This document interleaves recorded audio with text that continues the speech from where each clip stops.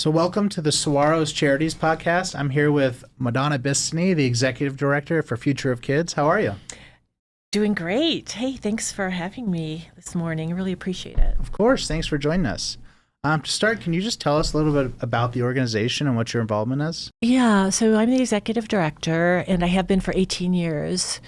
So that's a long time in the nonprofit world. So, that kind of ties into our history with how we got started. But Future for Kids has been around for over 30 years, and it was started by NFL players back in the day, and they were all superstar college players, got recruited into the NFL, and then had a short stint with the NFL and thought, what am I going to do? What now? And they were all at-risk kids, and Rod Smith was our founder, and he wanted to give back, so he had three pillars: academics, athletics, and ethics. So he took those three pillars and said, I'm going to try to do some good in the community. All right. So he gathered all his friends, other players. Tony Brown, Rob Fredrickson were some of the key players back in the day, and that got involved. And plus just a lot of people in the Phoenix area that surrounded those guys thinking, let's do something good. And so charity work was a little different back, 35 years ago. And so, they were doing sports camps, which were phenomenal, with players and all the coaches and such. And then the world of nonprofit began to change. And so with that, they knew they need to formalize everything they were doing. So that's when they found me. So, and I said, of course, I'm happy to help. And so they all kind of grew up and got jobs and moved on and left Madonna at Future for Kids to build and grow it. And so from sports camps, now we're running free out-of-school time programs for the most vulnerable kids at schools, 16 schools across the valley and in Tucson. And we also, through the power of our sports teams, the Phoenix Suns, the Coyotes, who are no longer here, but the Diamondbacks. Utah Hockey Club, I think that's what they are now. Yeah. Something like that. Yeah. But, who knows? Maybe they'll be back. Hope so. But we're involved with all the local sports teams here, as well as strong companies that support us in our work, because our whole goal is to give kids a leg up and the support they need to move through the challenges of childhood today. We usually serve. Our key group is 8 to 12 years old, because we're trying to get the kids before they get to middle school and all those challenges come into play. So that's what we're doing. And the way we do it is free out-of-school time programs. But what sets us apart is that we're mentor-driven. So, of course, we have staff, and it's very structured based on those three pillars I was telling you about.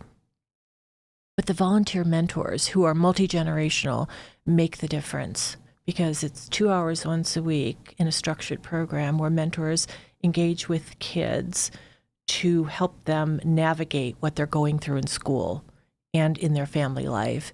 So we really support schools in that.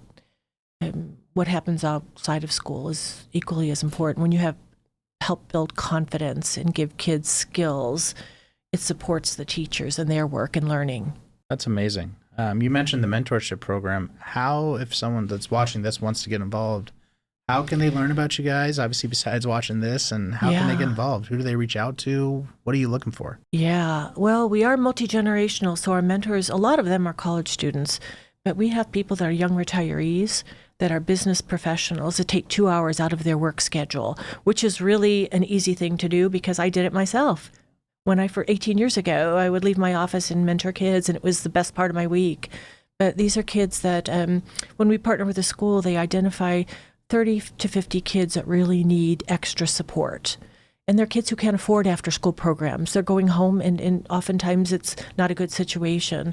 So that's where we come in. And so mentoring is the key component to what we're doing, because Southwest Airlines and the Phoenix Suns heard about what we're doing, and they came in and they saw our training facility where we train volunteers to be mentors, and they said, oh no, this is not good enough. Let's revamp this whole training facility and make it state of the art.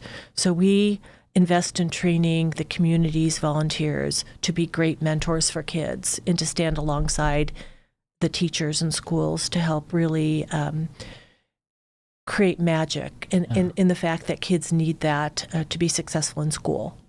So that's what we do. We have a training facility in Tempe, And so anyone can mentor. Should they look at your website? Yeah. That's probably, so what's your futureforkids.com? Futureforkids.org. .org. Easy. And of course, all of our information is also on social media.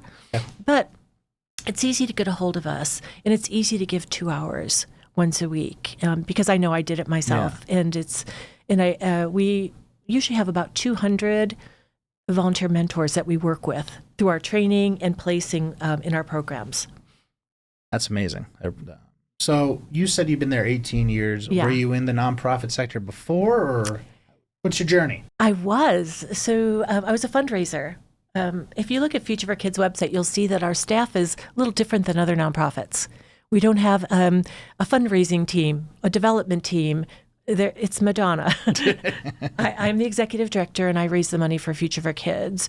So when we started out, we were a grassroots agency, and we've been growing and growing. And now we're $1 million agency. So we're serving lots and lots of kids, 1,200 a year, through our programs and camps. And now we've started a chapter in Tucson that we're piloting and navigating. So we're, since I've been here, it's been a wonderful growing agency. And the best result is that we're engaging volunteers, community members who care, with kids who need it the most.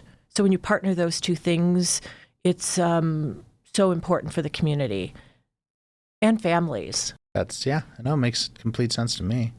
What would you say the most rewarding part of your job is? The most rewarding part of my job is leading a team of staff members who are dedicated and care, and all work with a standard of excellence, because that's kind of what I brought to Future for Kids 18 years ago. When I came in to help the young athletes as they moved on, it was the mantra of Future for Kids and became a standard of excellence as we grow and develop this nonprofit. So when you look at things with that kind of a standard, everything falls into place. Amazing people are drawn to that. And that's why we're supported by strong companies, because companies really like when things run smoothly and you're managing things perfectly, and your accountability. It's a wonderful place to be in the world of nonprofits. Yeah. I know that's something we look for to the Saguaros specifically. We're always, we want to give to as many charities as possible. We want to give as big as grants as possible, but there's always like certain things we look for. You guys have kind of stuck out to us. Can you talk a little bit about how you guys have a history with the Saguaros? Yeah. So, when the Saguaros have had a different, it was a different. We were the Scottsdale 2030 The Scottsdale Club. 2030 for a long time. Yeah. And so there was some strong companies. There was a big challenge that went on. And I don't remember what the event was called, but we were, there was a real estate company called Varit. Yep. So you're talking about the Olympiad. Actually, that's our next event. Yeah. Yes. So we were selected as one of the charities, their charity actually, to compete for, and we won a great grant award. I think it was like $50,000. Yep. It was a game changer. So we were honored to be selected. And then after that happened, then we became involved with the Scottsdale 2030 as a charity that they like to get involved with. Yeah. And since then, we've grown our relationships. And now you had a group that came to our last camp, I must say. I think there were 5 Scottsdale Saguaros. Right, at the Arizona Athletic Grounds. Yep. And then we had 300 kids moving through different sports and fitness activities. So Fry's was a big sponsor of that too. It was the Arizona Athletic Grounds, and then Fry's came in to feed everybody. So it was... I know the guys love that one. Yeah, and we have another one coming up with the Phoenix Suns. So we're partnering with them on February 20th, where we're going to bring 100 kids for a camp experience. And we like to do that because it's in keeping with our history of what we kind of our grassroots, with the football players and their the way they stress the importance of athleticism and engaging all kids in these opportunities. Well, anything we can do to help, just let us know. Before I let you go, I do have to ask this. For people watching right now, if there's one thing that sets you guys apart, that's special about your mission, what would it be, and what do people need to know about Future for Kids? I think the most important thing is that our goal every day when we show up is that we're serving the kids. There's a lot of things that happen. We have an amazing board. We have an associate board. We have a great staff. You're running quite a big program, But the main thing is that every day when we show up, it's what can we do for the kids? How do we better serve the kids? What can we do to improve our community service and engagement? And how do we support schools that we work with where the kids are engaged all day? And then how do we help them after the school hours? So that's really what Future for Kids is all about. Love it. Well, thank you so much for taking the time. And we look forward to volunteering and spending more time with you guys. Thank you so much. Appreciate it.